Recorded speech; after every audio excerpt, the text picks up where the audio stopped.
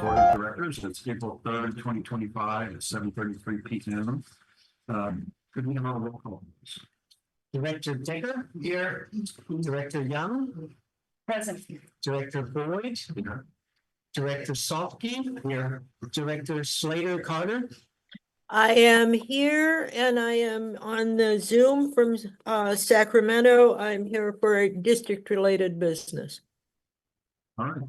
So when we go to President's statement, I'm going to think a little more formally tonight. First, thank you everyone for joining us tonight. And I want to address first our current meeting. And it was a very unusual meeting, and it was an emergency meeting. Staff needed the board to agree to suspend certain processes and get some things underway so they could work expeditiously to deal with a very rapidly changing situation. We rarely need emergency meetings, thankfully, but when we do, we have them as quickly as the law allows. And so that meant, of course, short notice. That's true. The board didn't agree that the situation presents an emergency. And as a result, at the end of the meeting, the board gave staff what they needed to continue the emergency work without hindrance. As you know, there were a few obstacles, but we did manage to hear from every member of the public who wanted to address the board.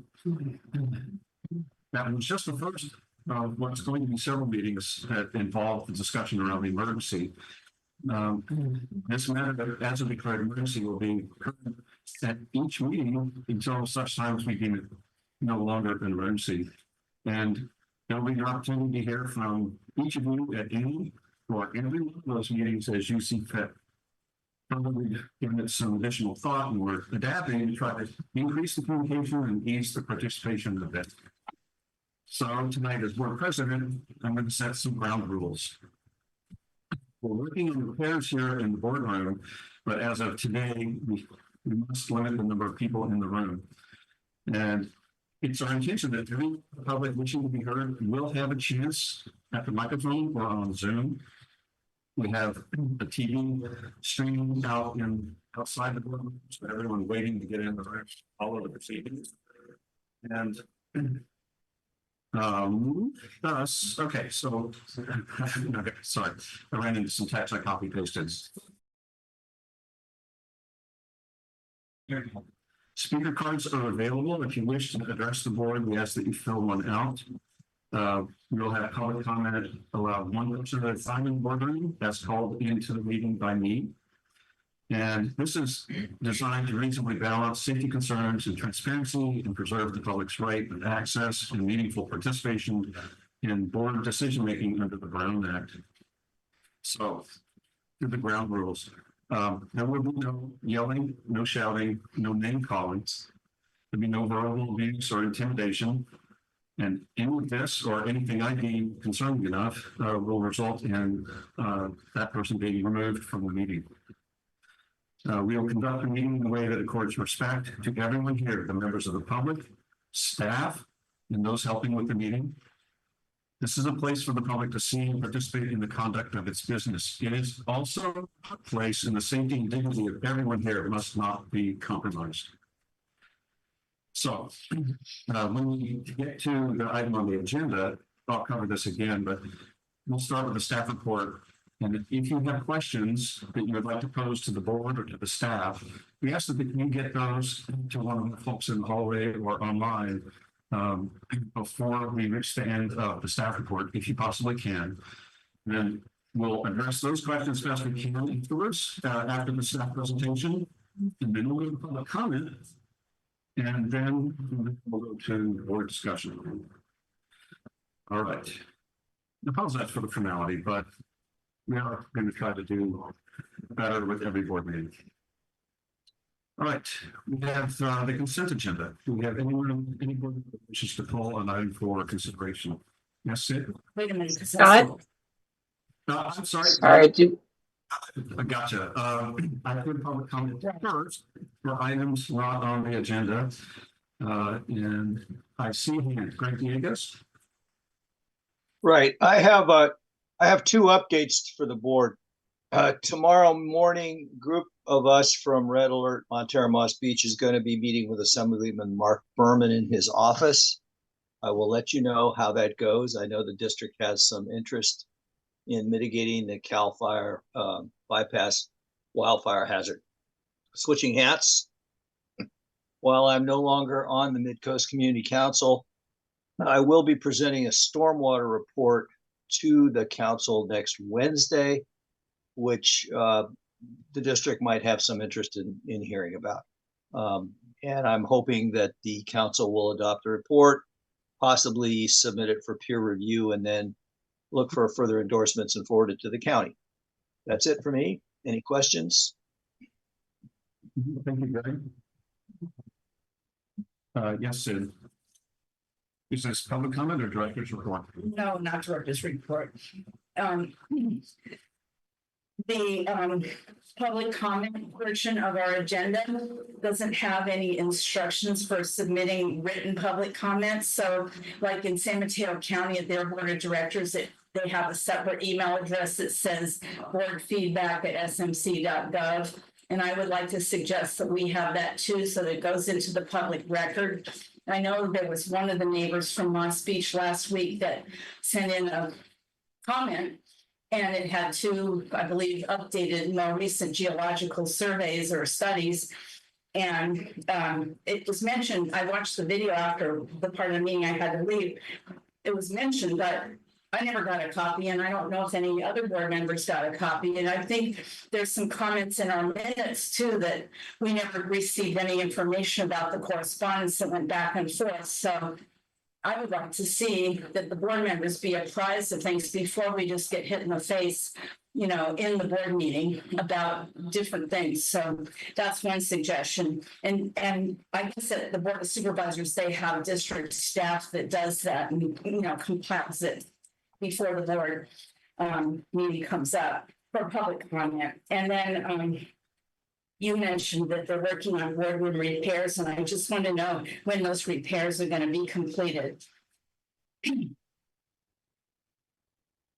why don't we take that Last, hearing the manager's report? then the last thing I just wanted to say is that neighbors have been walking past my home this week, or past week since the last board meeting, and they just want to, you know, make it really clear that there's not a lot of animosity against MWSD, even though it may have appeared that way at the board meeting last time.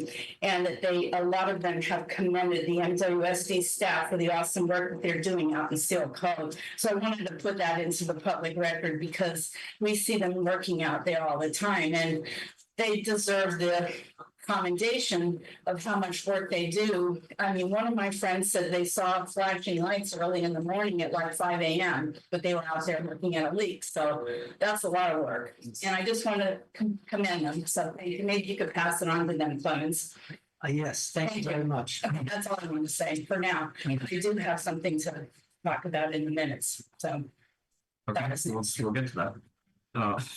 Just a second. Thank you for your comments and your feedback. It does remind me, and I do want to add a comment. Some people have apologized to me about the energy they brought to some of their interactions last time. I'm just so glad that everything came. I'm glad to hear from people, and I know full well that when I sign up to do this job, I'm going to hear from people who have some pretty big concerns. That's typically when we hear from members of the public, and it's fine. Strong thoughts on things are fine. I think that the people who were talking to me were people who also shared their thoughts respectfully, just strongly. It's like, it's totally cool. I'm really glad for that interaction, and we always learn something. And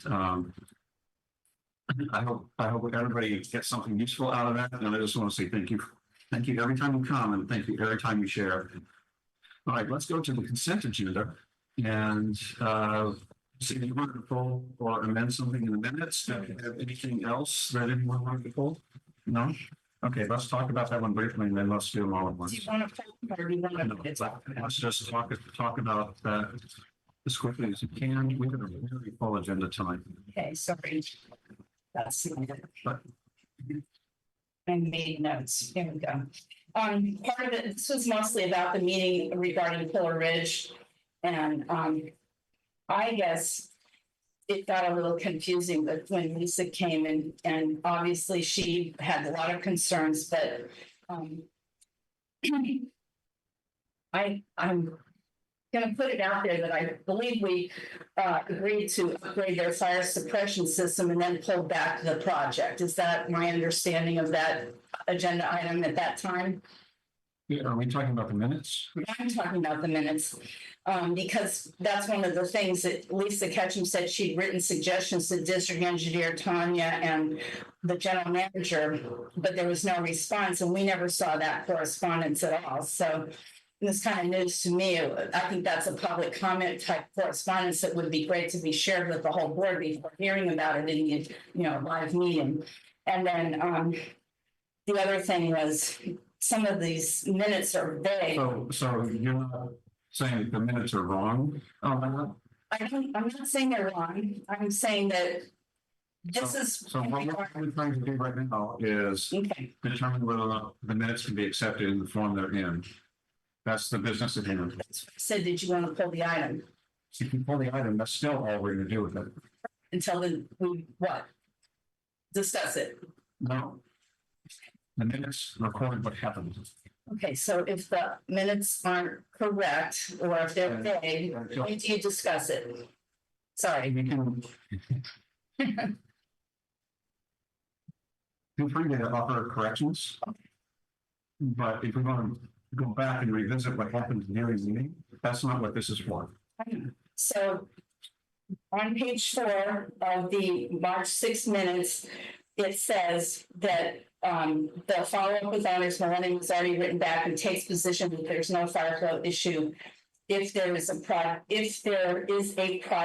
it will have to be funded a different way. To me, that's vague. I don't understand what that meant in the minutes, and I never saw the original correspondence. Some things that happen in meetings are about that level of clarity. Okay, The minutes are capturing what happened in the meeting.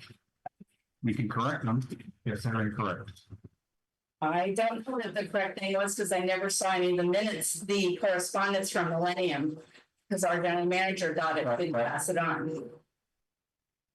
These are about what happened in the meeting. It's not about whether or not the assertions in the meeting had a basis in fact.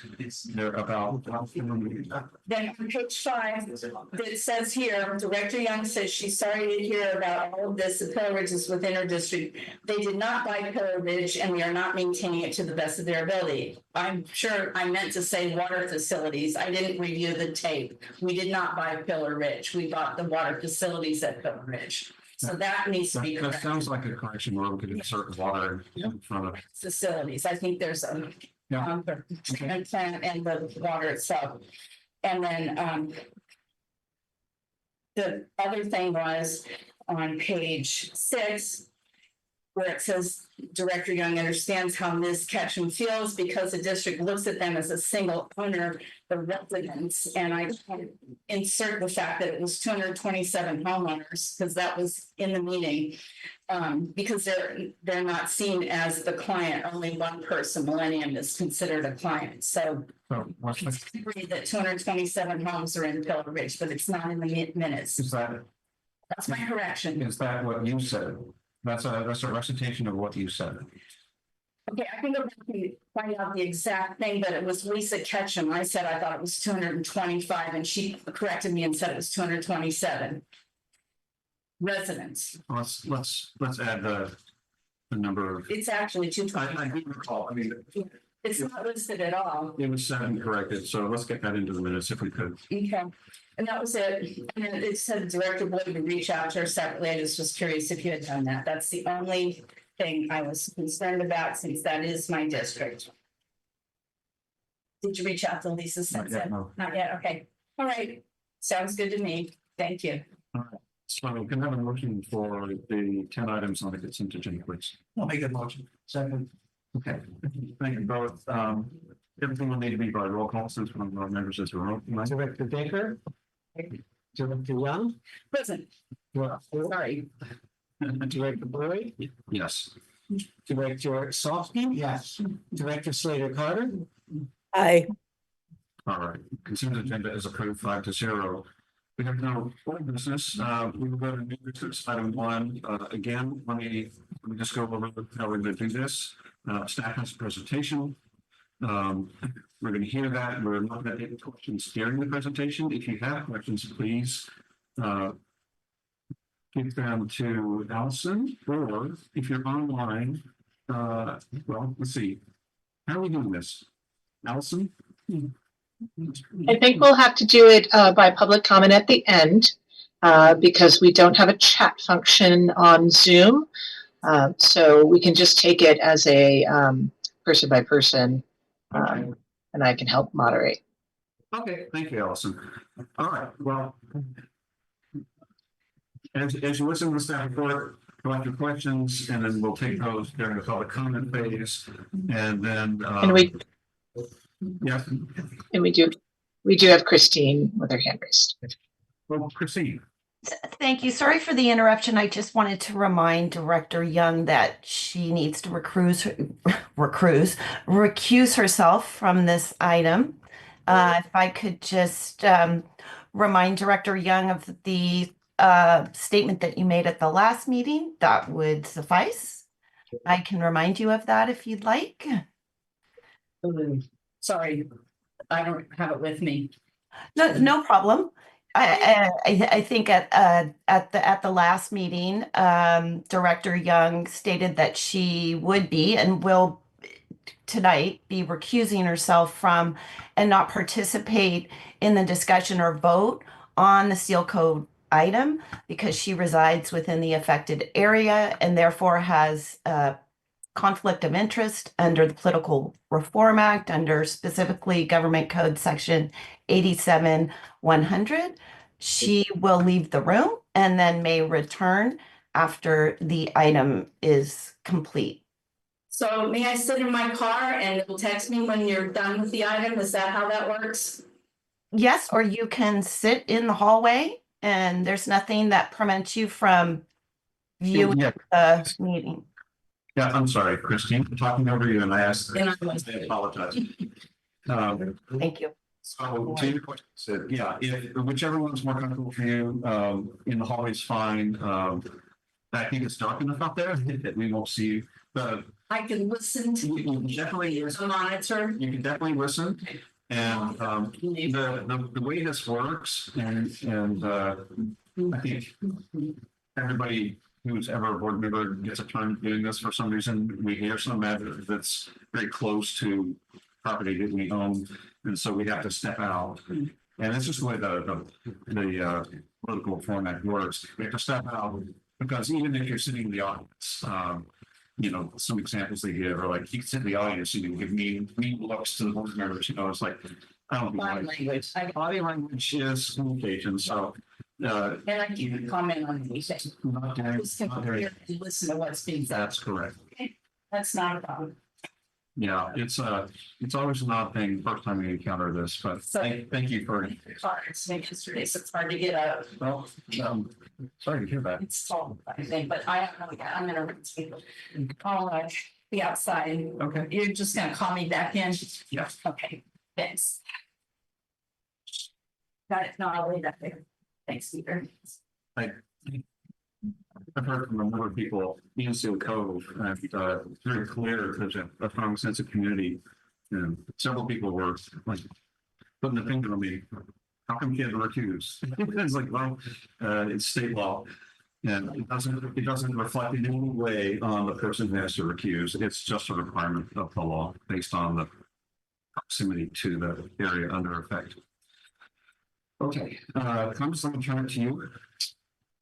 Yeah, thank you very much. So we're really talking again about the item that's called report and update concerning Steel Cove critical geotechnical hazards area emergency. So we're referring to last week's March 27 meeting, where this board took several emergency actions related to the critical geotechnical hazards area. And that includes the adoption of a resolution suspending the competitive bidding requirements immediate expenditure of funds for emergency repair work. And so we are now providing a status of the emergency work performed, of future work. And I'm not sure how we're going to be as precise as we can, but this is an evolving story. And the overall condition of emergency in the Seal Cove area. And so we're following here a public contract requirement. That's code sections 22.050 and 2086.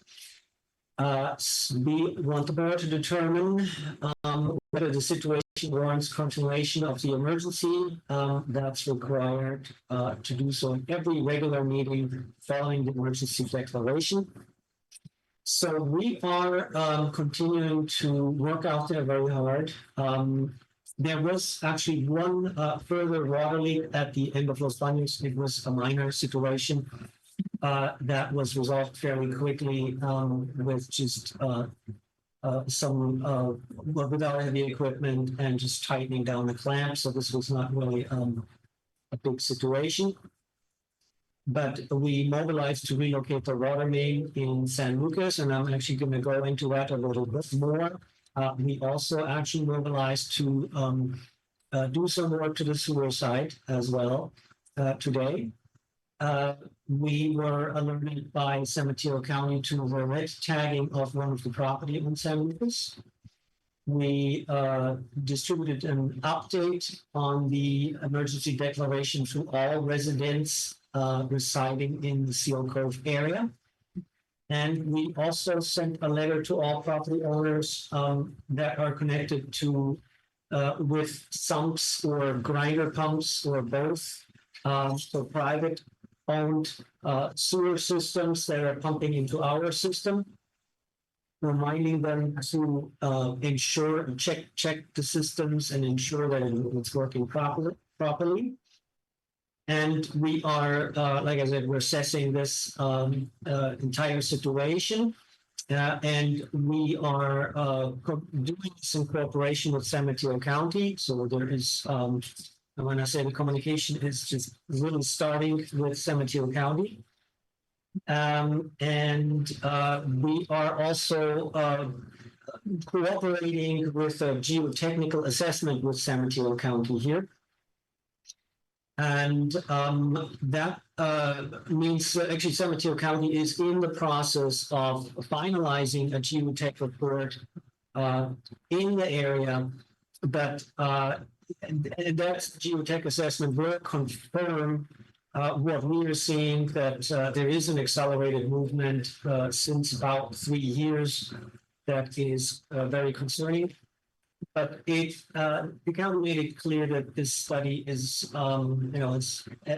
almost at its end and is not really designed to help us in this situation.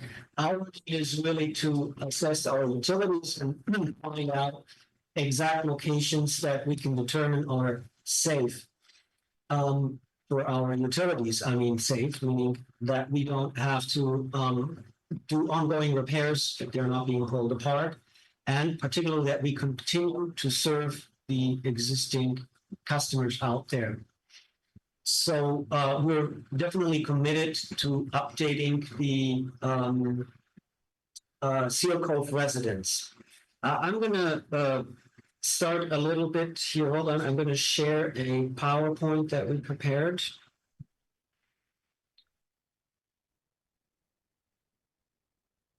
Okay. That is right here. I'm just gonna, I think everybody can see this. Is that true? Yeah. Okay. So this is, some slides you may have seen already at the last presentation, but they're updated. So again, we're seeing a high activity of water leaks. This is an area where we have historically seen a greater number of leaks in this area. But I'm going to say that through the past decades, there was much less movement than what we've seen in recent years.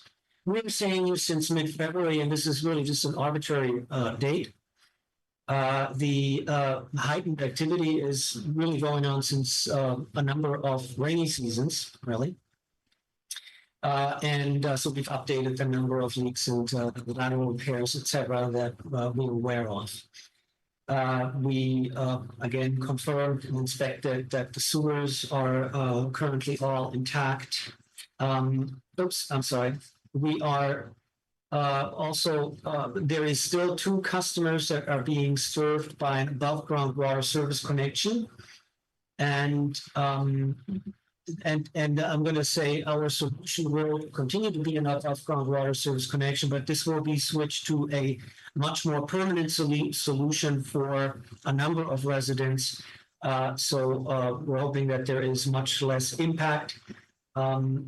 So we are very hopeful that within a short number of weeks, we can actually switch those 2 homes that are currently affected to a much more stable situation. One home on San Lucas had its water service connection relocated, and that is also a solution that we are trying to apply for other homes, meaning relocate from one main to another main if they're located at the corner. We have learned that one home with that receives water through an above ground connection actually was red tagged by San Mateo County. Again, all homes are connected for both water and sewer, and I'm just going to ensure everyone that that is going to remain like so. There may be temporary interruptions while we do work, but we're striving to an approach.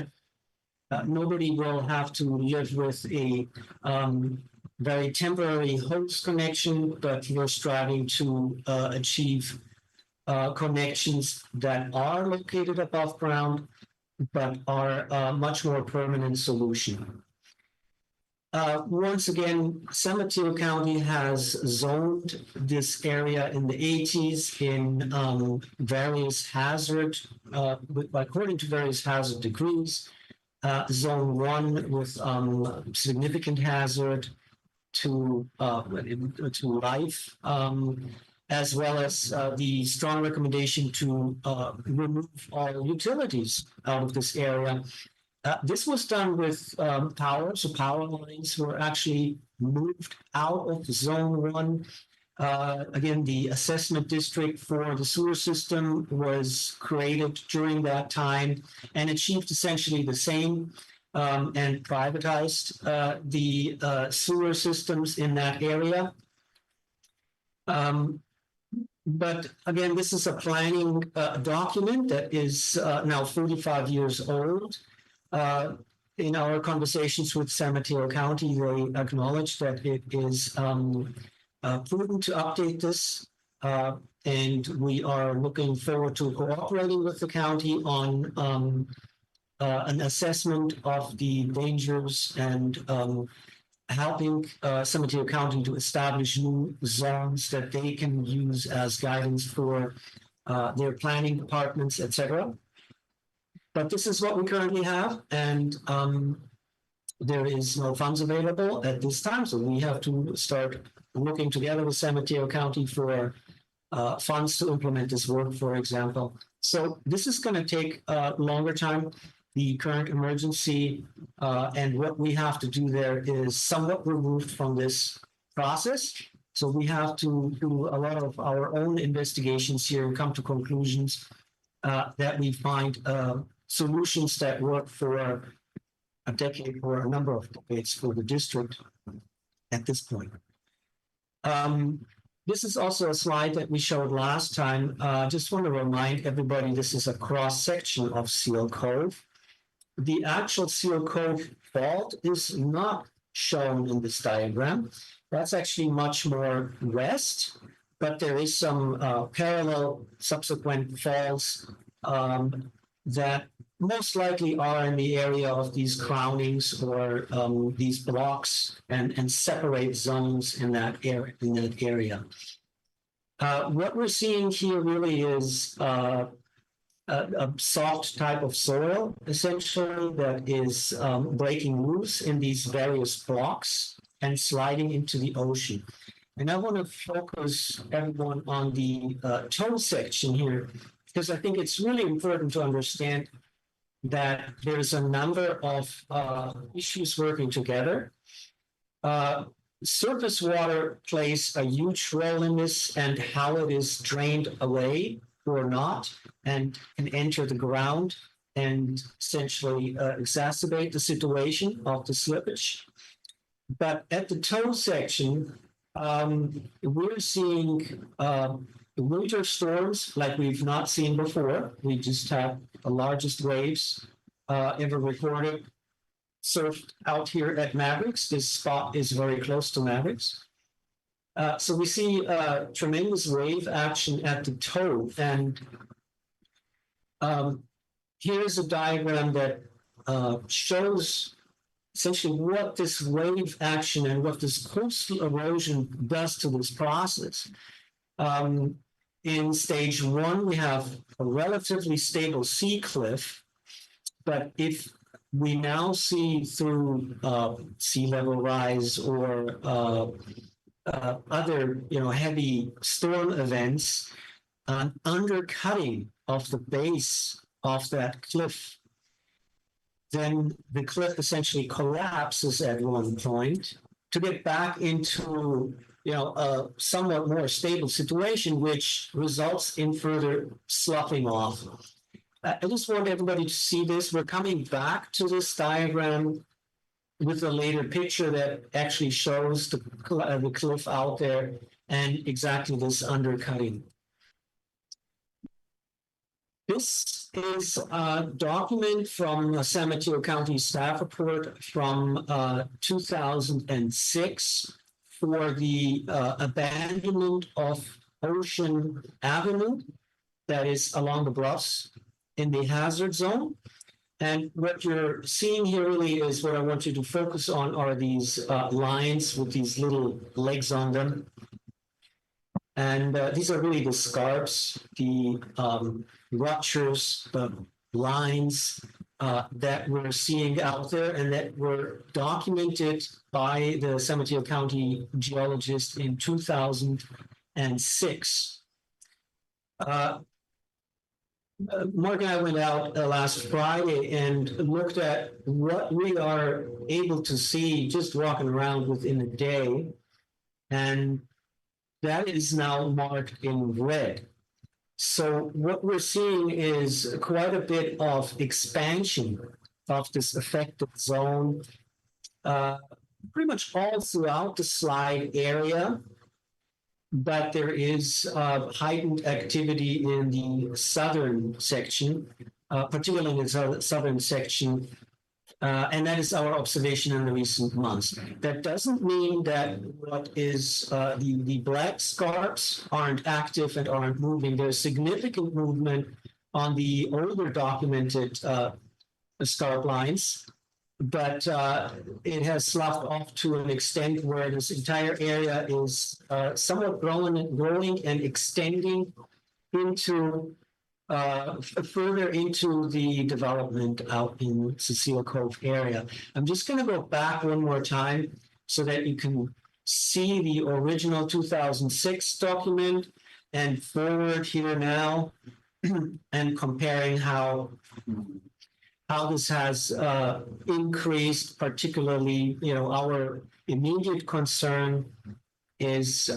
really the activities on San Lucas and Ocean, as well as La Grande. And of course, there is Los Baños and the Beach Street and Park Street intersections that are heavily affected. This is an aerial picture, and if you just look at the bluffs, you can actually see along the coastline where the fault line is. And I understand this is a picture that is put together and there is a different lighting effect, but it does really highlight, the aerial view here highlights how affected this coastline is by the landslide. If you're really looking very closely, just a little west of the distillery, you can actually see our work crew fixing a leak right there as the plane takes the picture. That's, a coincidence, but our crews are out there a lot. This is a closer look of LeGrand Avenue. And I think it's very evident. You can see in the western portion that the road is smooth. Actually, in the eastern portion that the road is fairly smooth. That's the eastern section of San Ramon. But everything west between San Ramon and towards what once was Ocean Avenue and is now hardly recognizable as a street. The buckling in the road, I mean, it's visible from this aerial picture. It's very significant. This is an area of, I think, particular concern for drainage. I don't think there is. I think there's a lot of water entering into the slide in this area. And I think that's something that we also, can encourage Sanitary County to look at proper drainage in the area to help alleviate the effects of the rain that we see out there. This is the area or a portion of the area of where we're working right now. So we see San Lucas, the western section of San Lucas, going from right to left here, and parallel to the ocean is Ocean Avenue. And I think it's, you can see the scarp lines on this aerial picture. You can see how much actually Ocean Avenue is affected, and how it extends and parallels and follows Ocean Avenue. What's not as visible is that some of these scarps follow all the way down to Madrone, and actually even on the corner of Madrone and Ocean, there are some indications that there is some slight movement. I'm not saying that it's of an immediate concern to the residents, but it is a concern to our utilities. This is an aerial picture taken from a plane, and looking at the same section. So we're looking at this is probably a 15-year-old picture of Ocean Avenue that's running parallel to the ocean here. And the other main street that we're looking at here is San Lucas. So this is the same intersection that we just saw the aerial picture. But I want you to focus on the bluff, and particularly on the foot of the bluffs at the toe section here, because a picture from around, I think this is January this year. On top, you can see, of course, that the area has significantly changed. Ocean Avenue is affected. You can see how San Lucas and Ocean Avenue south of San Lucas are affected. But if you focus on the toe section, it's very clear that the bluffs are significantly undercut at this point. So I'm going to see this as an indication that the movement that we currently see is not at the end. So we are expecting further slippage if this happens now this season, or if this happens in the next rainy season. I don't think we can answer this at this point, but what I'm seeing here is concerning. There is further movement to expect in this area. This is how these scarps look like.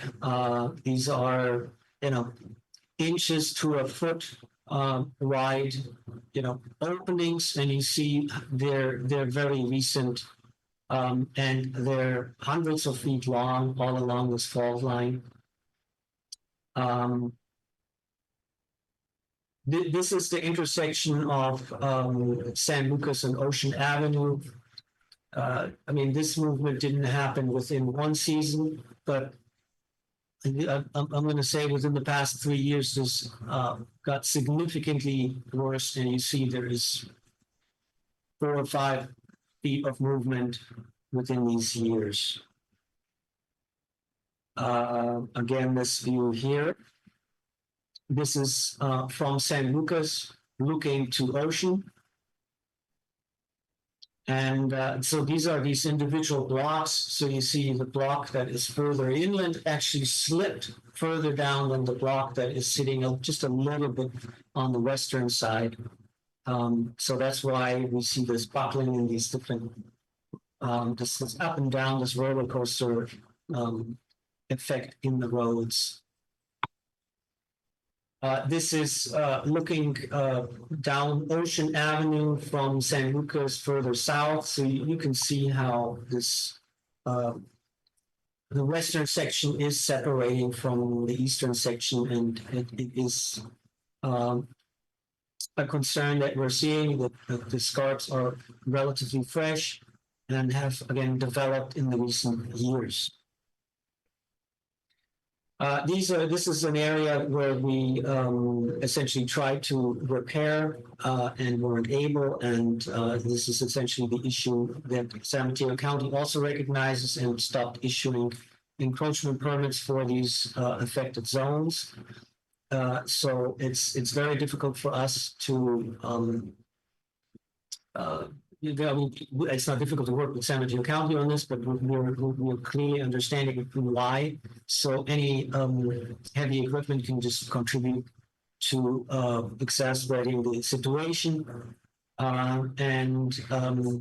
So we have to essentially move our facilities, abandon our facilities in these areas, and find solutions to provide service to these residents. And I'm going to repeat that besides, some hours of outage, I don't think anyone should expect more.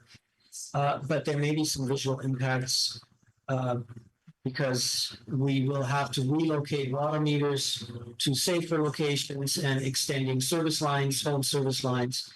And we need to protect those, of course, properly. So these are the things that we're discussing with San Mateo County that we're looking at internally and proceeding very soon with repairs in these areas. This is a map.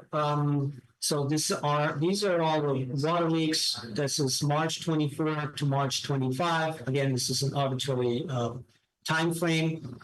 That just shows really what is happening recently in that area of San Lucas and Madrone.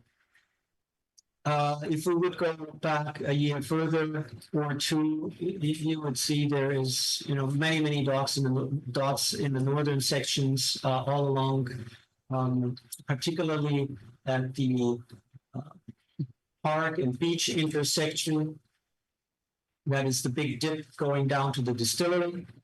That's actually actual Seal Cove fault line is running straight through there. There is no activity at this point at this fault line, but that's where you see the most scarping and most movement. And there is also a significant activity on LeGrand, some activity at Los Baños as well. This is just the schematics of the work that we're doing this week on the water side, meaning the blue line that is essentially running vertical. I think you can see my cursor, right? Mm-hmm. So this line here continued and served these homes. So this line was cut.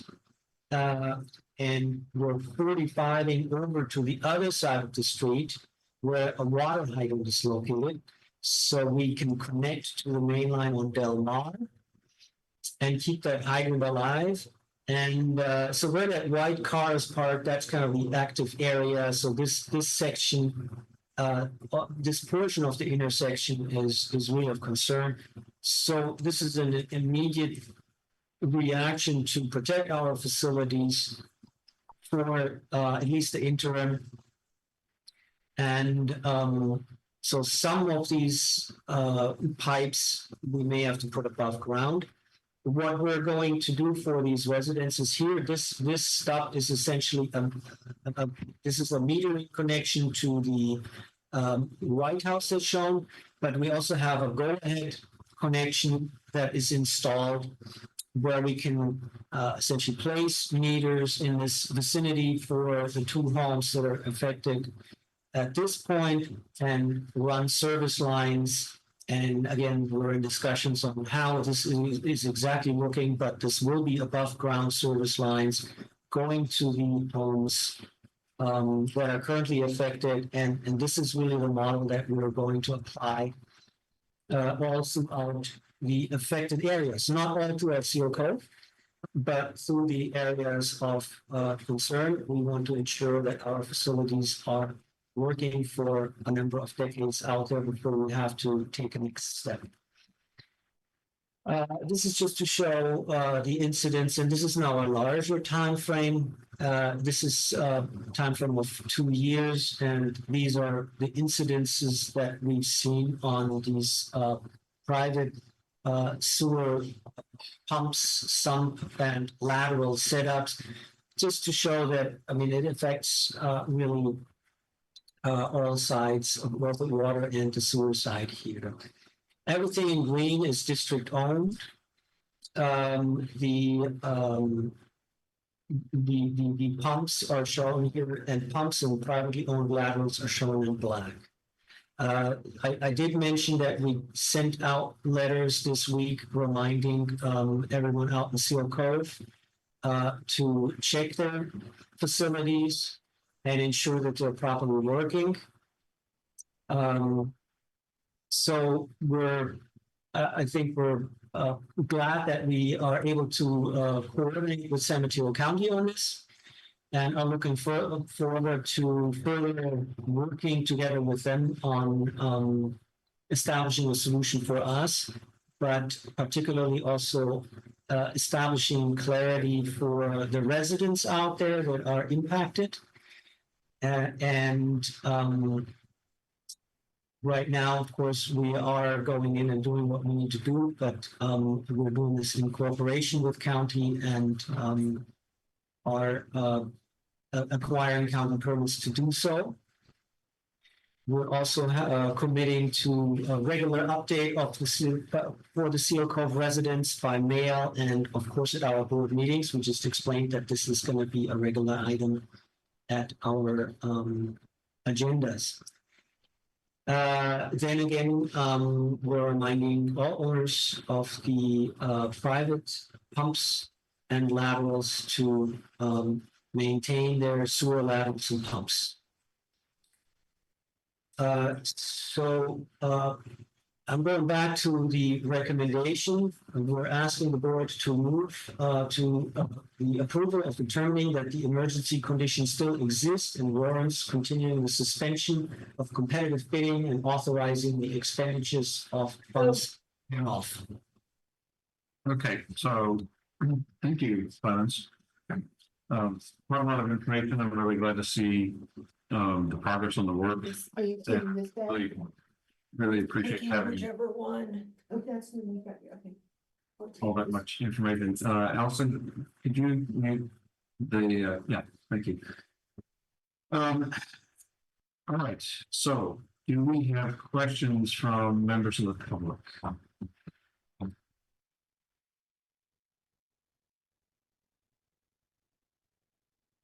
Okay, I'm not seeing any, no hands raised online.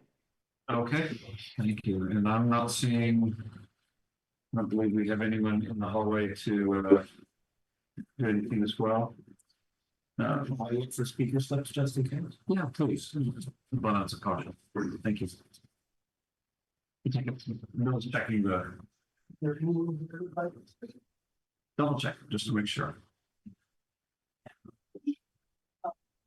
Okay. No members for public. All right, thank you, Bill.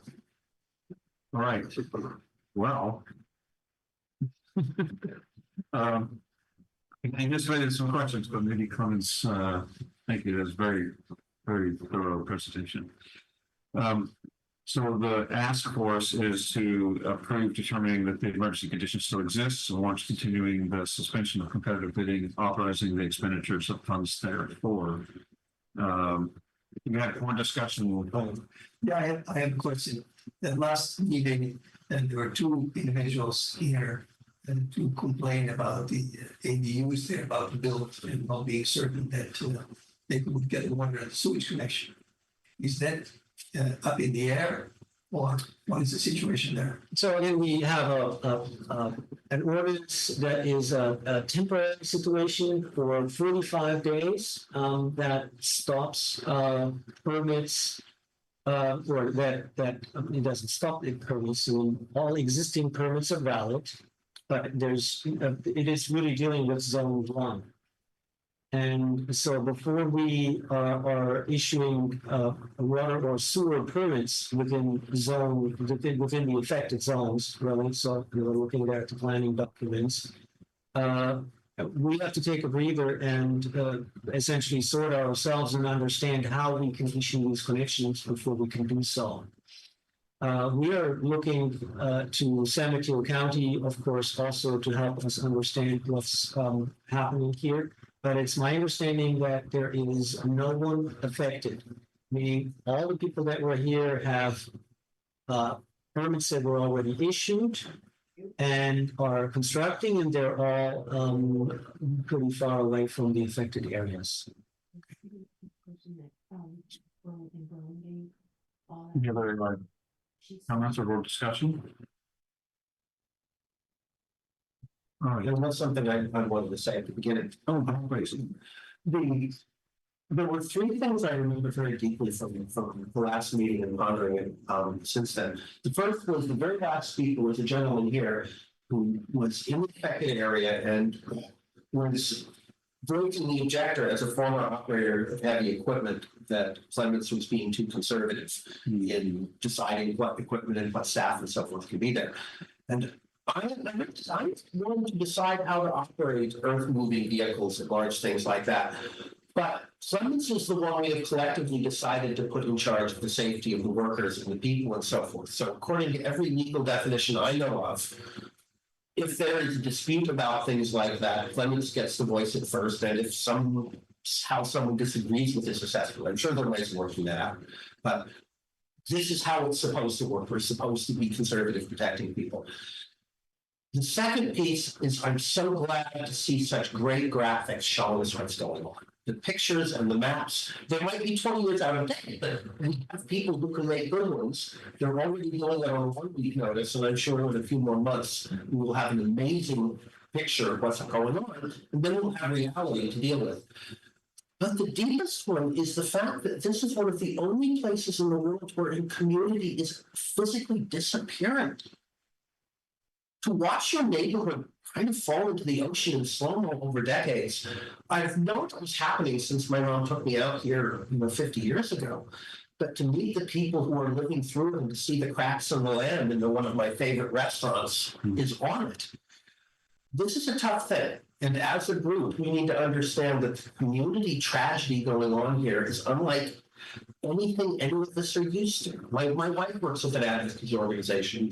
Children were essentially killed by technology. She knows what trauma looks like, and we have some of that happening here as well. Thank you. You mentioned to me earlier that you went out and toured some of that area. Sounds like that also left an impression. Well, one of the houses in the picture is one I had a crush on about 6 years ago. We moved to Montara 5.5 years ago. But I was considering living in one of those until I walked around the corner and looked at what Ocean Boulevard looked like. But it is a beautiful place, and it's unlike any other situation I know of. Yeah. I'm glad you mentioned the safety issue. I think it's really now a week later. Clemens and the team have done a great job of getting out there and not only figuring out how to work safely in that area, but have also made big strides in making sure to provide the services that our community needs. So there's no need to get out there, hanging off the edge of some kind of precipice or something and swinging the big equipment around. I appreciate the sense of urgency. I mean, this community has felt that before years ago when the slide was out. We're like, quick, somebody called the Army Corps of Engineers, they could solve it. It shouldn't take 5 months. So I get it. I've said those things myself. So, but I'm just really happy that that work's getting done and that people are being kept safe and that homes and the people in the homes are being provided for. We need a motion. Yes, we do.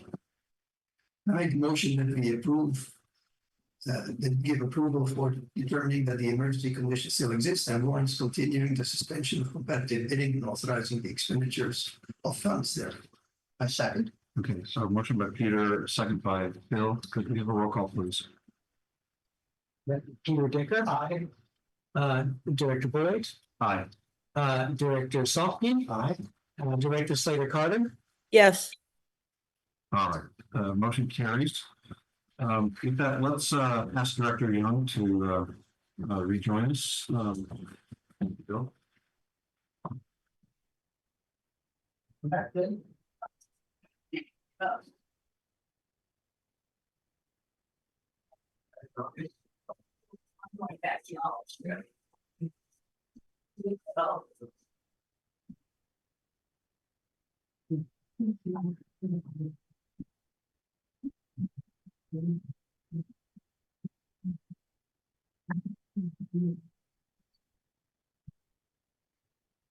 All right, let's go to item 2, or the next on the agenda, review and possible action concerning upcoming board seat vacancies.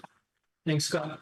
It has come to the board's attention that Director Decker will be resigning from his board seat in the near future. Until such time as Director Decker formally leaves office and to ensure smooth transition, we recommend that the board begin the informal outreach efforts for a potential replacement to be appointed by the board. Once Director Decker's resignation becomes official, the board will follow the appointment process, and that means that we have 60 days to appoint a replacement. Directors Slater Carter and Young currently hold seats in District Electoral Divisions 2 and 4. Potential candidates should therefore reside in the open electoral divisions 1, 3, and 5, and will serve for the balance of Director Decker's unexpired term, and that is until November 2026. So we recommend that the attached public notice announcing the upcoming vacancy and inviting interested parties to submit applications be posted at this time. Okay, thank you, Clemens. Yes. Clarification, the seat that Peter holds is an at-large seat, correct? Yes. So anyone from the other 2 districts, mine and Catherine's, could also apply for an at-large seat. Is that correct? No, that's not correct. The Okay.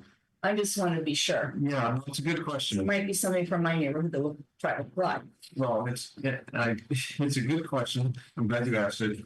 I believe Christine has done some pretty careful work to understand the situation. She pointed out to me that according to the how we worked things out when we instituted district elections, we took on the responsibility that any vacancy that opens must be filled using the district process. Okay. So this is well, I'll have a comment later, but I hope that helps with that. And my second thing about this agenda item is on the written agenda, the map is screwed up. Even if you try to blow it up, it doesn't show the right thing. So we publish those 5 different districts separately, because on the one that we have published, it's wonky. That's the best I can say. The 1 in the minutes is not going to help someone determine which one they're in. Yeah. What I wanted to ask, when we publish the notice, can we put the link that goes to the interactive maps? I think that would be the most useful. Yeah, I think that's a good idea. And we're very interested. First off, I want to say, Peter, thank you for the heads up and the advance notice. And we'll come back to it another time, but we are deeply grateful for your service. And Sad you're leaving. yeah, we're going to miss you. Same here. You have set some new standards for us, and we're going to be hard pressed to live up to how you've conducted yourself in office. And I'm sure Bill tries best. I will try my best, but it was not what I can. His stellar performance is gonna be a tough act to follow. Also in times of the greater tensions that occur at the board, you've just been a rock and steady and a source of calm. And I sometimes look at you and take a nice, well, no, something will get you, you know, it is possible to get through this in a calm demeanor. So thank you for that. I've said it many times, being through, as we're looking at being forced to go to district elections, even in such a small district with only, you know, it was hard to come up with districts that would get people into it that was well enough balanced to meet the requirements of the law. And so when you look at the map, you may look at the map and go, that looks a little bit odd.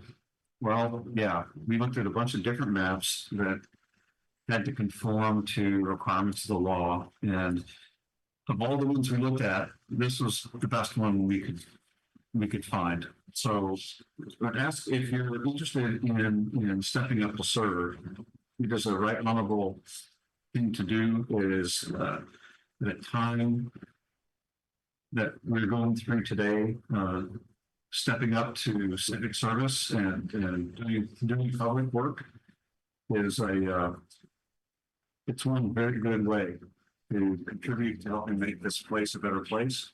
And if you're thinking about it at all, I invite you, if you want, reach out to me, and I've got any of the other board members would welcome outreach, reach out to Clemens. We want to answer any questions you have and encourage you in any way. And do take a look at the map. Eligible applicants will be in districts 1, 3, or 5. Folks in 2 and 4 are not eligible for this particular vacancy that's upcoming. So let's see. So direction to staff, looking for, I would think it would be really good on the printed form or on the website. Well, on the website, we can just do a live link if we do it there. But if we do printed things, a QR code, I can help you get that done so someone can use the camera to go straight to the link to the interactive.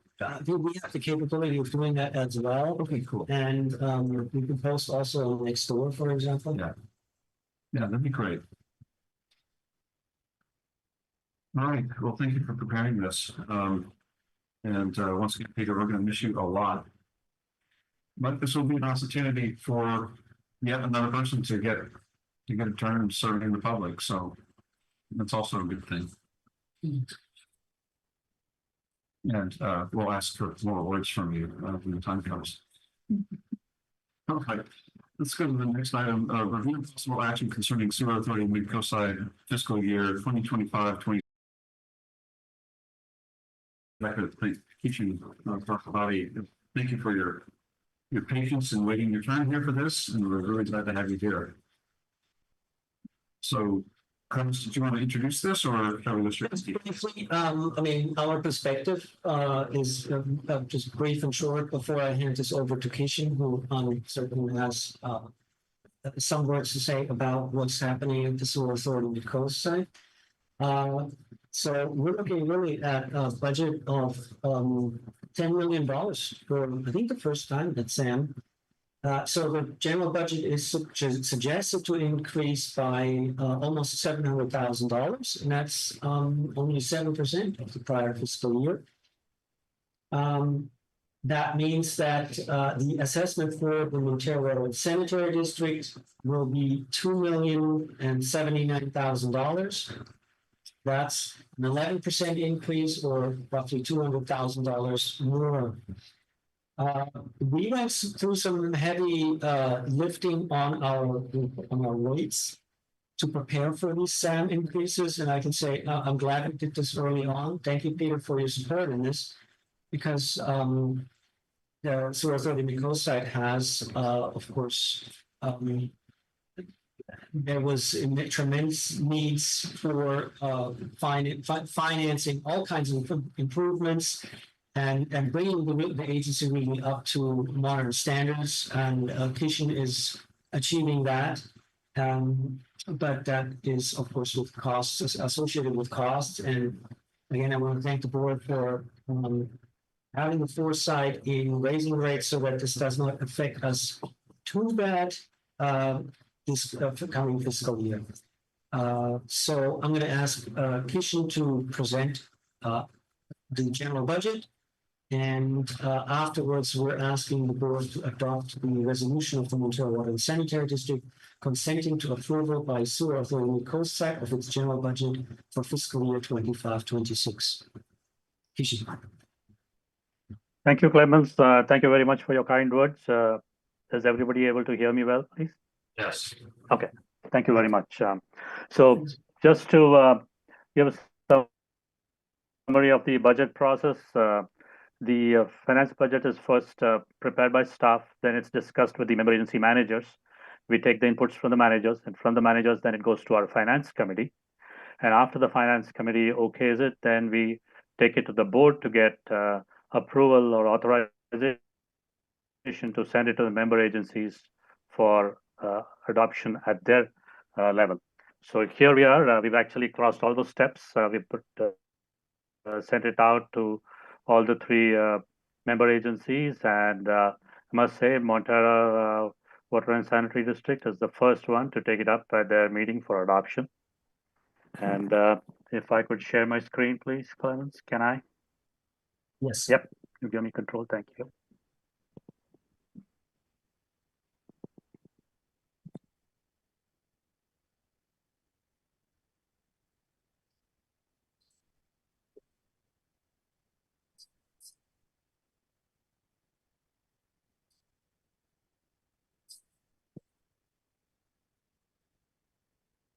Everybody able to see my screen? Yes. Okay, very good. Thank you. So the budget timeline, just to give you an idea about what we did last year and what we're doing this year, the discussion with member agency managers was on March 21st of last year, and this year we improved upon it by a week. It is 14th, 2025. At finance committee, again, the same 1 week got carried over where we discussed it on March 20th. Board authorization to submit to member agencies. We got almost 15 days there, where last year it was April 8th, and this year it is March 24th. And moving forward, we hope to adopt the resolution approving the budgets on May 12th. This is subject to the member agencies adopting it at their end. Half Moon Bay and GCSD are yet to discuss it, and hopefully it will be done this month. And in order to achieve this timeline, I must say that my thanks would go to our finance team, which is George, who's our finance officer, Callie, who's our accounting technician, and Peter Medina, who's our finance consultant. Tremendous iterations have been done. We went back and forth on meetings and finally arrived at a budget and a draft budget. And must say also thanks to the member agency managers, Clemens, Chuck, and Maz, who gave us inputs, and we were able to put that together and present it to the finance committee. The finance committee also gave us very good directions, which was headed by Director Slater Carter, Director Dye, and Director Paul Negengas from Half Moon Bay. And of course, the board, when we presented it on March 24th at the board meeting, we got inputs from the entire board. So here we are, ready to present it to you folks. Now, I must say that our team, the finance team, believes in 4 T's, which is basically teamwork, trust, transparency, and technology. We give all a priority to technology improvements and make sure that these are addressed in the budget. And of course, without teamwork and trust, we can never come up with a successful budget. And of course, transparency for any public agency. So coming to the main points of the budget, this is the general budget where all authorized positions are included in the budget. We have not increased any manpower nor decreased. It is the same as last year. And all applicable merit step increases at 1 step are included in the budget. Till last year, we had only 7 steps. Now, after the memorandum of understanding, which was approved by the board last year, which will be effective from July 1 of 2025, we included one more step, which is step 8. And almost all of the staff members get qualified to move from step 7 to step 8. And these are all based on their performance criteria. And the staff has been doing an excellent job. So I wouldn't say that anybody would be denied, but nevertheless, we'll go through the process. And all these increases have also been included in the budget. We've applied a 5% CPI. This is the COLA for all non-personal costs. And personal costs have been budgeted based on expectations for the next year. This is based on the MOU, which has been adopted. Infrastructure budget has been increased by 645,000 from last year's budget. I will come to the detail of it when I talk about the infrastructure budget. Now, feel free to stop me if you have any questions anytime. The general budget wages and benefits have increased by 6%. The legal, engineering, professional services have decreased by 14%. I must say, to give you more detail about it, the legal costs have come down. Number one, because the general counsel had played a role in getting past the ERF lawsuit. So that we hope has all got settled and we don't have to incur any more legal expenses. And secondly, we have our special counsel that was costs coming from Christopher Boucher from his Boucher Law and Associates. And we had budgeted a huge amount thinking that the MOU would discussions would go on for a long time. But with Christopher's skill and the fantastic work done by our SAM Local 39 folks, we were able to arrive at an agreement much in advance, so we didn't have to incur extra costs. So that's why the costs have come down. Then the operating budget has gone up slightly by about 1%. The infrastructure budget has gone up by about 18%. So $3 million, which is set aside in the previous year's budget, was for the sewer force main in Montara. Now we are doing a progressive design build on this job, and the design process has already started. We expect that the design will be completed by the end of this year, sometime in October, I would say. And then if the estimated price is acceptable to the SAM board, then we will move forward with the construction. So the construction is expected to start in the next fiscal year, which is July 25 to June 26, and therefore about 3.1 million as per, sorry, 3.51 million, 3,510,000 has been set aside for the sewer force main in Montara. This is according to the 5-year rolling plan, capital improvement plan, which was adopted by the SAM board way back a couple of months back. So on par with that, about 3,510,000 has been set aside for the sewer force main in Montara. And then $100,000 have been set aside for installation of the second boiler. The equipment costs have already been approved in the previous budget. This is for the second boiler. So we presume will be about 100,000 will be required for installation of the second boiler. The first boiler already equipment was approved, and we are likely to get the first boiler in the month of April, any time now. And the remaining 35,000 is for SAM truck, which was purchased in 2004. We've been spending a lot of money for the truck, which goes to the workshop back and forth. So we are planning on buying a new truck sometime during the next fiscal year. So that's the breakup of the 3,645,000. The details of that has actually been put as cut sheets in your budget packet. Can you just read back on that slide? Could you read the fine print at the bottom? Because we couldn't really, I can't see it from my seat. Yeah, it says all other expenses, which include all the chemicals, permits, supplies, equipments have all been considered. And the second asterisk? Second asterisk, sorry. Amended via mid-year budget adjustment. Okay, thank you. Note minor differences due to rounding. Okay. So the expenses by category is the whole 10.1 million across the three member agencies. The major portion is, of course, the infrastructure, which is 2.478, and then you have the wages and benefits. So this is by category, which does not include the infrastructure. We see the major expenses is in the wages and benefits. So these are the authorized positions for the operations, where we have 13 employees in the general budget. Total staff, we have got 17 of them. 13 are for the operations and 4 are for the collections. I'll address the collections when we come to the collections part of the budget. GM is also included in this. He's on contract. So we have 6 employees who are scheduled for step increase and 6 employees are in the top step.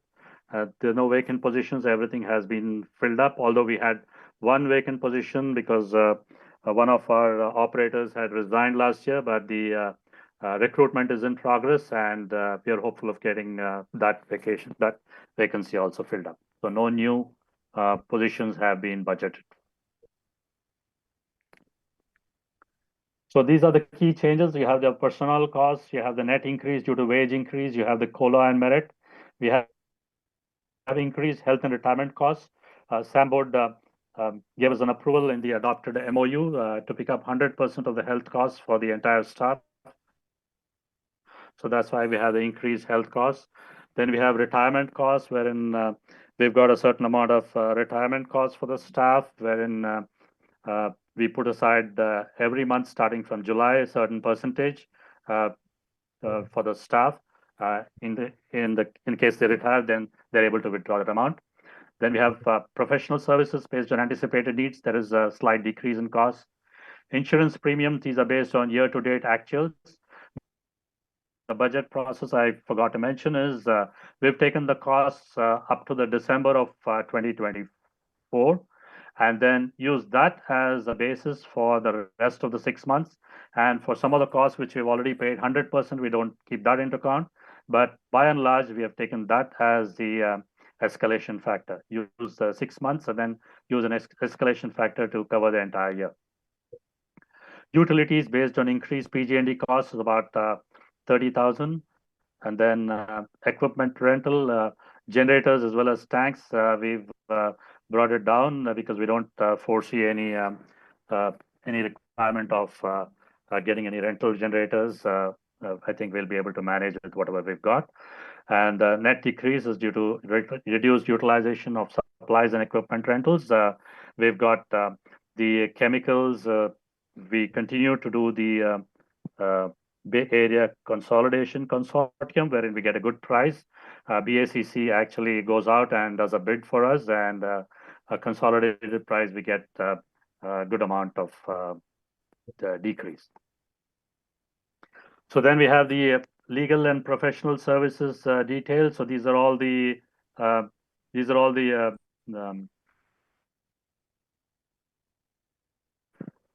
categories which fall under legal and professional services.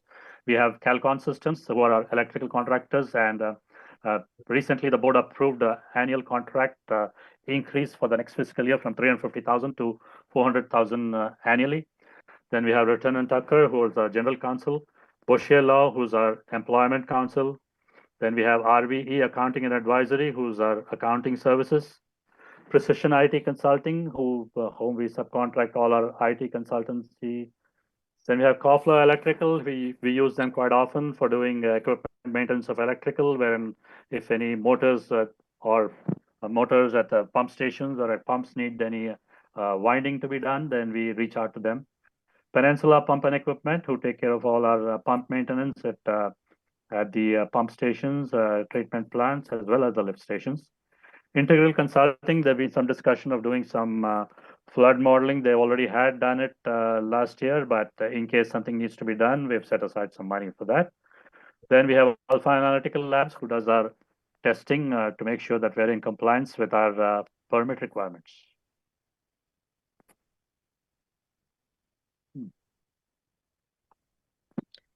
Then we have the Cal. Was there any question? Okay. So then we have CalPERS rates, where we have employers, classic members, and we have PEPRA members. So the classic members, it's gone up slightly from 13.3 to 13.38. PEPRA members, it's gone up from 8.18 to 8.27. Employee rates have remained the same. Unfunded liability, and that has gone up from 308,000 to 359,000. This is just this is what we foresee. The actual unfunded liability rates, CalPERS declares it in the month of July. So we have to always account for something ahead of it, and then sometimes we get surprises. But I believe this time we have accounted for it quite a lot, so that we don't have any surprises. These are the assessments based on calendar year flow. This is typically done based on whatever flows are calculated for the previous year of 2024. And these are presented to the board in the month of January, February. And so coming to Montara, it's about 22%. So that's the part of the budget where they're assessed for. My next slide will give you more details after this slide. But Montara's chair, as Clemens has already indicated to you the increase. So the adopted is about, from the previous year's adopted budget, there's an increase of about 211,533. So this is the flows to give you an idea about what occurred in the that was in the last year's budget I'm talking of, calendar year 2023. And Montara has been, this is Half Moon Bay, 60.82 increased to 60.24. And as far as Montara is concerned, 20.14 has been increased to 20.92. So this is the division budget by fiscal year. This is already there in the packet in detail. I don't want to go through it again, but this is a gist of it, of the budget going by department wise. Yep. So this completes my presentation on general budget. I'll be happy to answer any questions. We also have a financial consultant, Peter Medina, who's with me, who can assist any question with their questions. Thank you, Keishan. Sid. Keishan, I'm just curious because you mentioned utilities, PG&E, and solid waste, and I thought that was the ecology, but Peter said it's the sludge. So how does that get put under a utilities category? My brain doesn't comprehend that.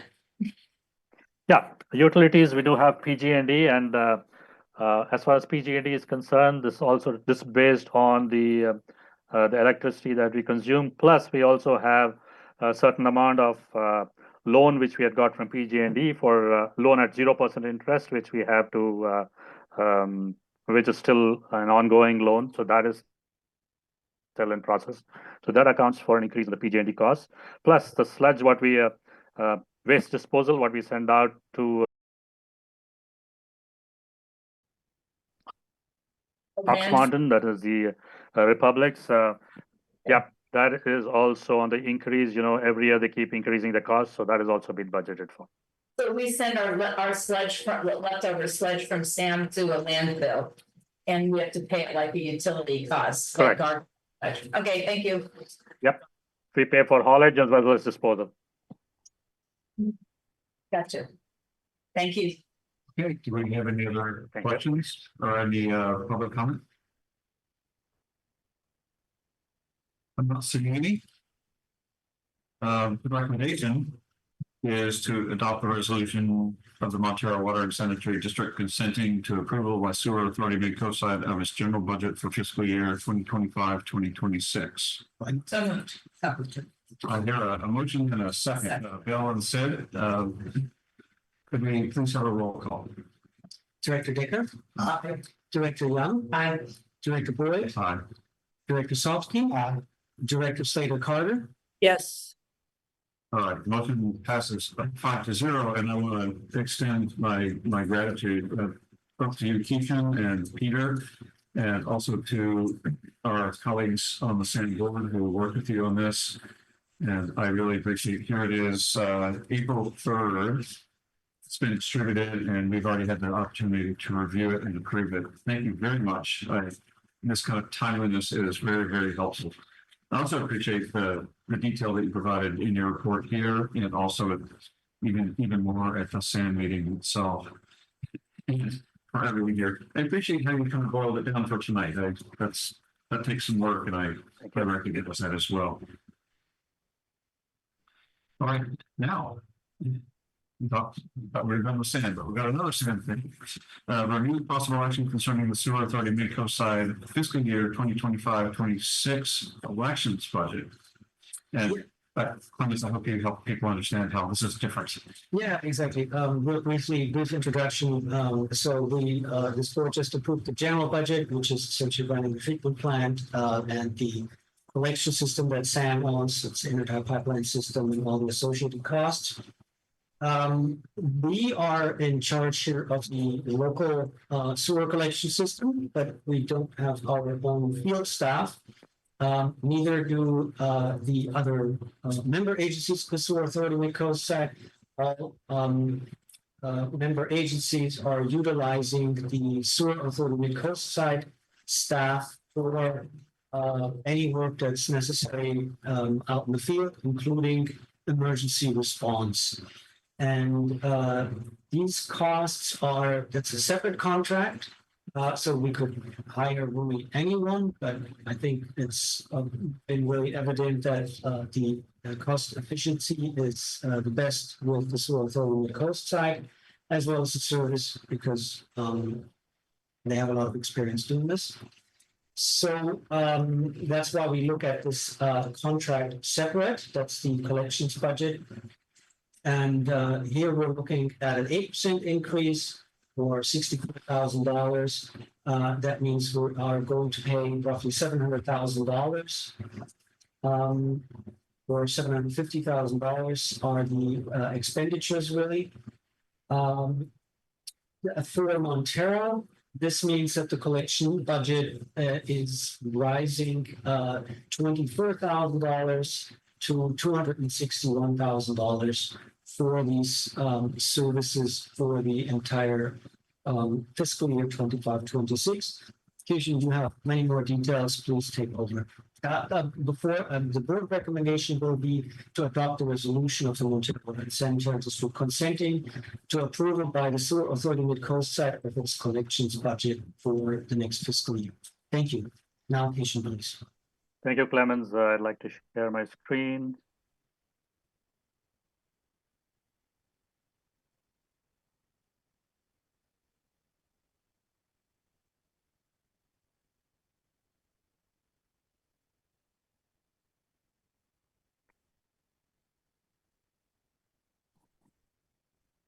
Okay. So this is, as Clemens mentioned, this is a separate contract for all the three member agencies. The collections group, we have actually 4 staff members. I'll get into the detail a little later. So all agencies have a minimum of 50% of their lines cleaned on an annual basis. The agencies typically give us their plan as to what is to be cleaned every month. And based on that, we prepare worksheets and our work orders, and then the staff goes out and cleans those lines. The total costs are calculated, which include services for line cleaning and lift station maintenance, routine maintenance, hotspot cleaning, emergency response, USA markings. And a couple of years back, it was decided with the member agency managers that once 50% of all systems have been cleaned each year, SAM staff will actually coordinate with the managers to identify most critical work to be performed, and available resources will be used to address those. For example, just to give you an idea, in the case of Half Moon Bay, we have the Pumpkin Festival, which comes up in the month of October. So prior to that, we sit and make sure that special lines which are close to that, which get affected, get cleaned. The frequency, we increase it. So we sit with each of the managers and get more inputs, and staff goes out and does that more often. So the cost percent allocation, as you see for Montara, is 38%. Now, this is not based on flow like the general budget, which we talked about in the previous item. These are actually based on the number of lines that we service, plus the number of lift stations that we manage. Like, for example, Montara has about 13 lift stations and a grinder pump stations that we take care of, plus number of lines, while GCSD has only one lift station which we maintain, and Half Moon Bay has got only 3 lift stations that we maintain. So we had arrived at a consensus with the member agency managers a couple of years back. I believe that was 2020, and that has not changed.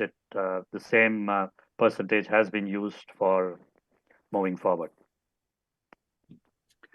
So we have 4 positions which are included in the budget, and we have 3 of them who are the staff are totally used for flushing and cleaning of the pipes, and 1 is used for maintenance of all the pump stations and lift stations. Sorry, of the lift stations. So all applicable merit step increases at 1 step, and I have a step 8 which has been introduced. So some of them get qualified for the step 8. We have the 5% COLA increase. And one other feature which we've added in the collections is since this is on a contract basis, and we account for everything that is being done in the collections separately. So we know exactly how much our collections crew is spending. So we had a surplus of about 76,000 in the previous budget, in the 23-24 audited financials. So after the audit has been done, we concluded that 76,000 has an excess. So that has been used in this year's budget so that we reduce the overall collection. So that's actually giving it back to the member agencies on the same percentage that we had collected. And Christian, was that done on a percentage basis of which each district had originally contributed, like we get 38% or something? Correct. If the district has, since the district has contributed 38%, the refund or the reimbursement also will be in the same percentage. Thank you. You're welcome. So the personnel costs, there's an overall increase to payroll costs by about 30,745. As I mentioned earlier, this is basically due to the increase in retirement contributions, health benefits, retiree benefits, and the miscellaneous benefits. So there's an overall 9% increase. Yes, I see Director Slater Carter has raised her hand. Yes, Director Slater Carter, you had a question? Thank you. This is more of a variable kind of budget depending on how much work you do. Since we're going to some changes in how we deliver and take away sewer and water in the Seal Cove area, I'm assuming we're going to be negotiating on these changes as well. Hopefully to somewhat reduce them, since we are having people manage, as they should have been, their own pumps and holding tanks and grinder pumps. Yep, we could when it comes up, but just to let you know, whatever work we do on lift stations, if there's any equipment or anything needs to be changed, we normally do it as pass through and get the cost back from the respective district. Okay, and the point of discussion, the reason Sam is giving the funds back to the districts is because there's a clause in the JPA that says that they must do that. I'd like to have an agenda item on us starting a fund so that we can take care of any excess SAM expenses, and we would fund this fund with the money returned from SAM. So it would be a dedicated fund so that if we ever get, and as we've had in the past, a mid-year budget increase adjustment, I'd like to be able to have that money at hand. Yep. I'm glad you brought it up, Director Slater Carter. I was about to mention about it.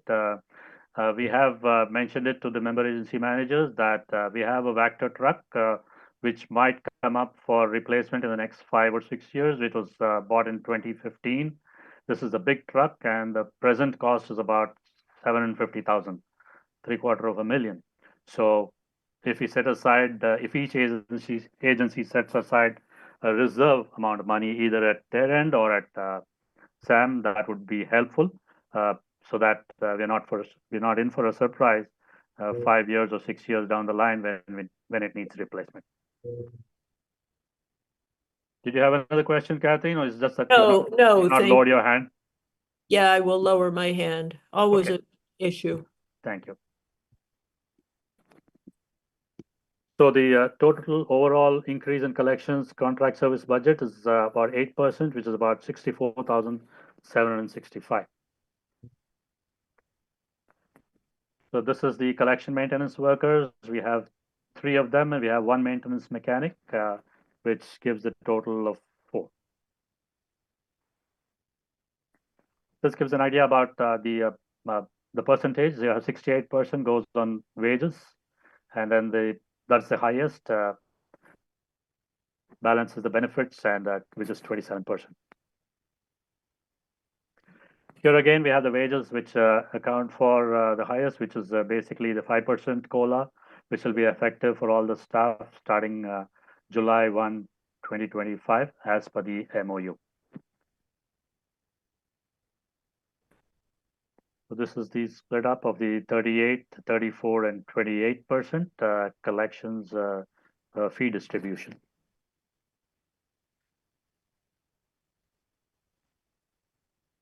So this is the agency fee comparison, where Montara has got increased by about $23,980.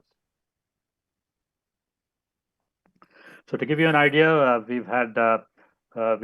last year, as of February 2025, we cleaned about 43,880 linear feet, regular lines. Hotspots, we do about 11,757. Manhole inspections, about 258.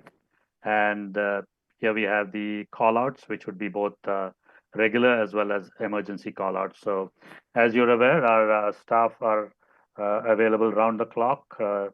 So any emergency callouts, they're always available, and we pretty much make sure that when we get a call, it is attended to within 1 hour of the call. So we also encourage our staff to park some of the trucks at Portola pump station over the weekend, so that at the weekends, as you know, the coast side, there's so much of traffic on the on Highway 1.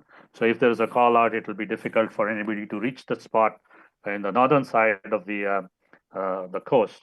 So we make sure that we have sewer trucks parked at the Portola pump station, and then they can go and fix things quickly. Yes, I believe Pippin, you have a question? I just thank you, Keisha, and I wanted to make a comment here. This item, this particular page refers back to an earlier agenda item tonight, pointing out 64 emergency callouts. You know, as Clemens pointed out in his presentation earlier tonight, about a third of those callouts are specifically the Seal Cove area. Okay. Thank you for further clarifying it, Pippin. I have a question too. What is a call out? Is that if there's sewage leaking out of something, or if there's a pump grinder goes down, or is it all kinds of things? Could you describe what a call out is for those of us that may not know? Yeah, it could be anything. It could be a pump breakdown at the lift station. It could be an electrical problem at a lift station. We get an alarm, or it could be a pipe clogged somewhere, or worst case scenario, if there's an overflow, then our staff gets the call through smart covers or through our SCADA system. We get it as an alarm, and they get it on their phones, and they respond immediately. And I have one other question. It's back a few slides, but this is just for the upcoming year. But there's new projects that sometimes come online in our district. It might be the Mid-Penn Cypress Point project, the down in Half Moon Bay. They have a hotel and the mobile home park, and possibly 555 Kelly.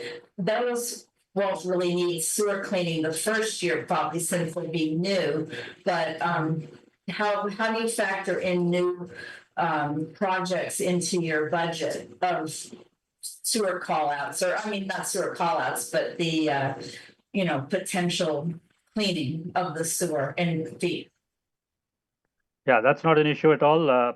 With the help of your engineer, we get details of the new manholes and we put the manhole into our system and then arrive at frequency of cleaning those manholes or any new equipments, and that gets into our schedule.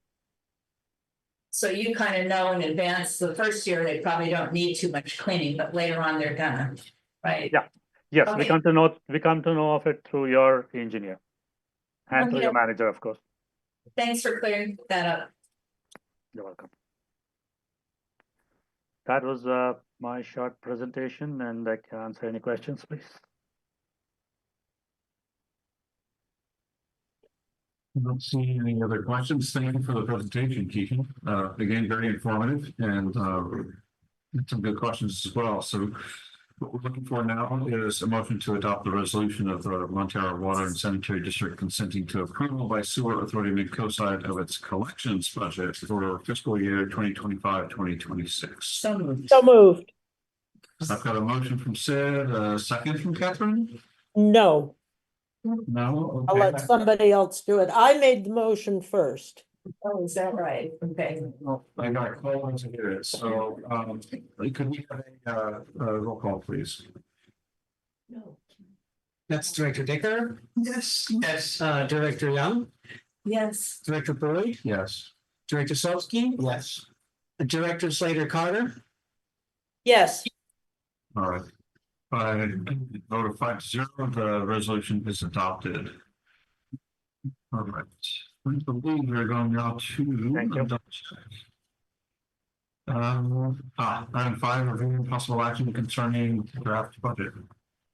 Yeah, thank you. So this is a draft and that this is a process that we're going through every year. We're just putting up the very first draft.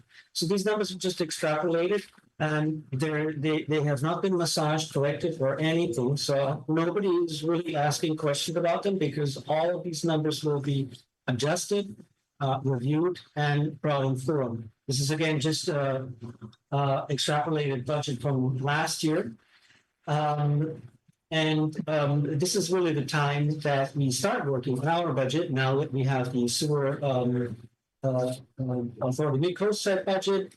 But we are also still waiting for our own sewer flows to be assessed by the consultants to be able to understand what our sewer revenue will be.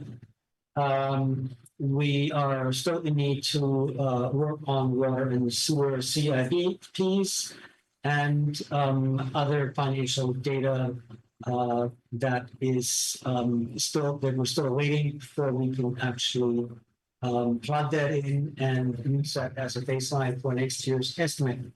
So we really bring this item up just for general direction to staff, but it's really more a referral to the finance committee. So we're announcing that we're working on this and we are asking, we're going to take a first look at this with our treasurer and then call a finance committee meeting at one point and then bring the finalized budget draft back at least one time and hopefully we'll get it adopted at one of these subsequent meetings. So this is really just laying out the process and initiating it.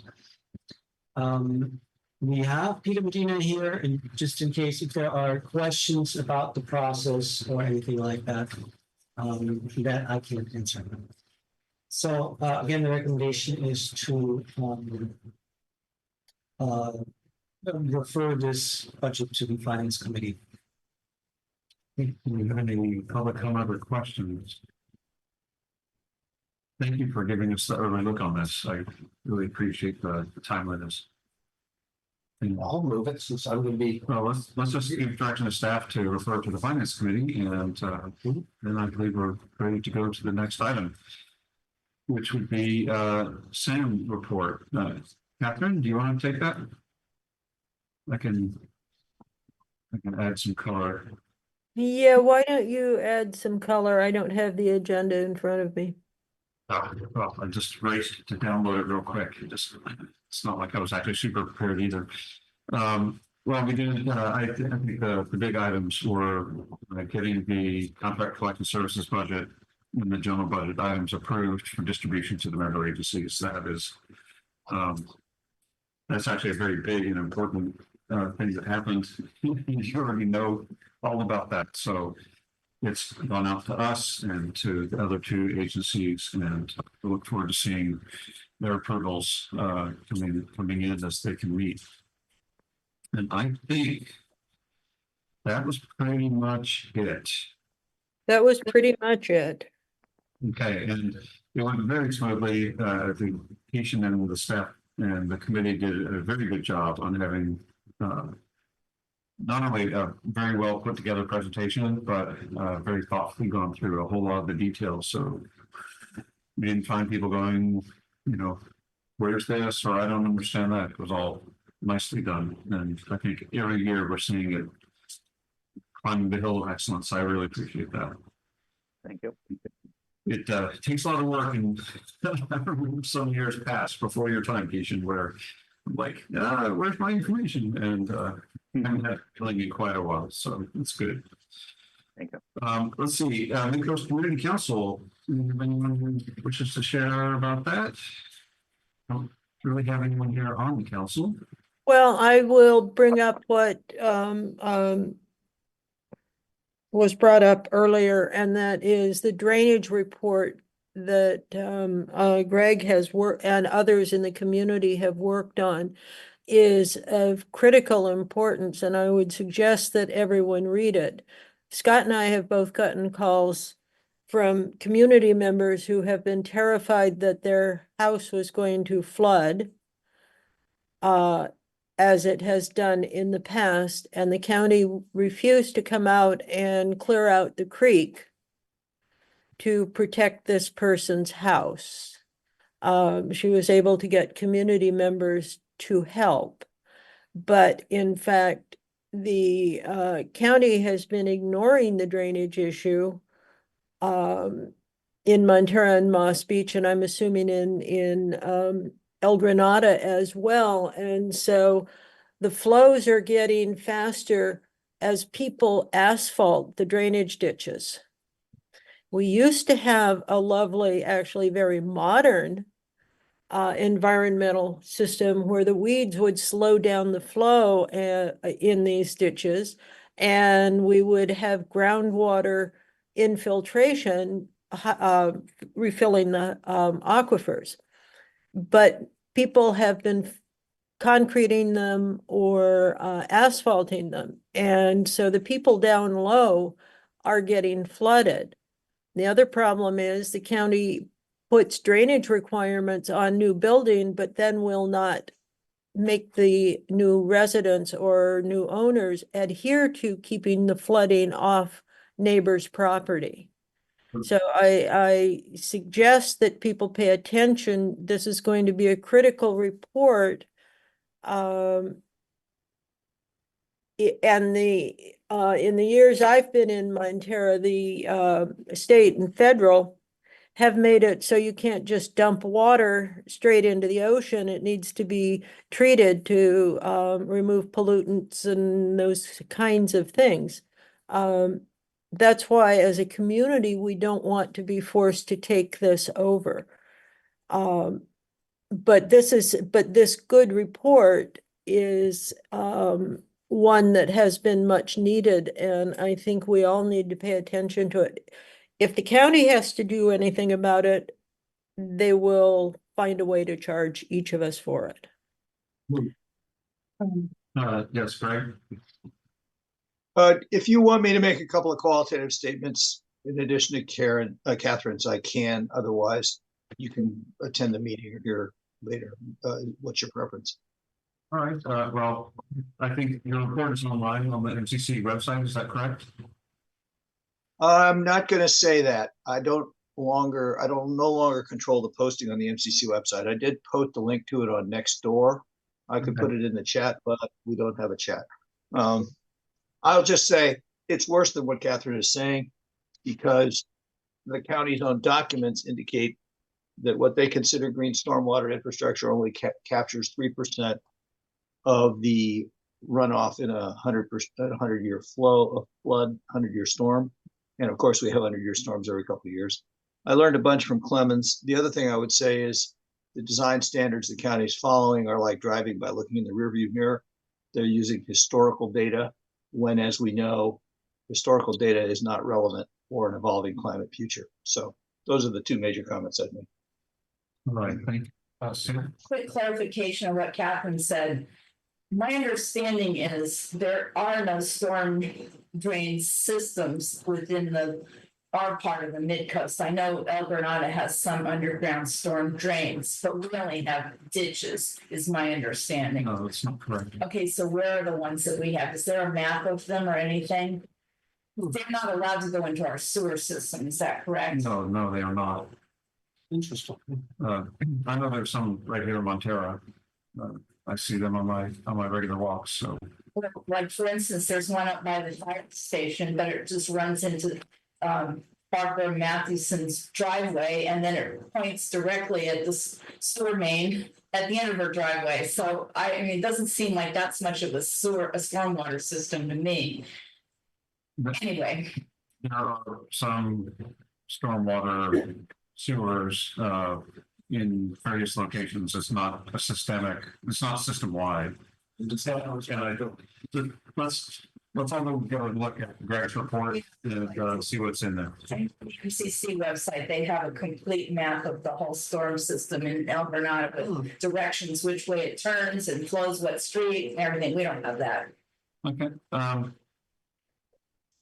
Let's go. Catherine, do you have anything for CSD or LAFCO?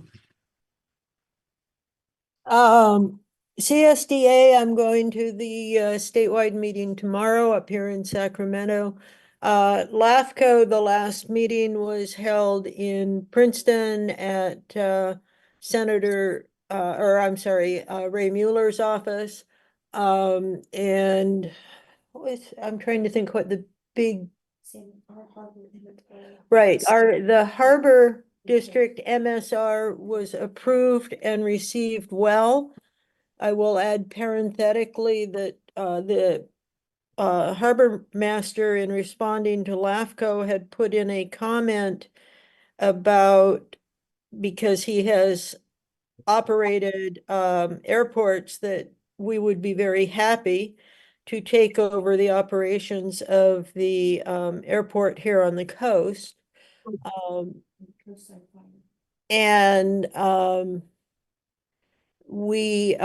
I noticed yesterday, driving past the airport, that the building that was a safety hazard, both for the highway and high winds, and for people just in the general vicinity of this building, the county was finally taking it down.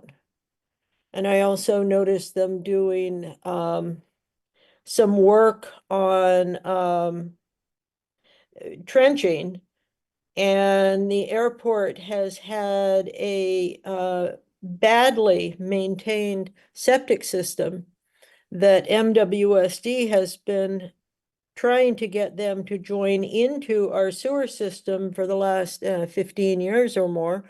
And I'm hoping they aren't trying to redo their septic system without a permit from us, because they are in our district. Thank you, Catherine.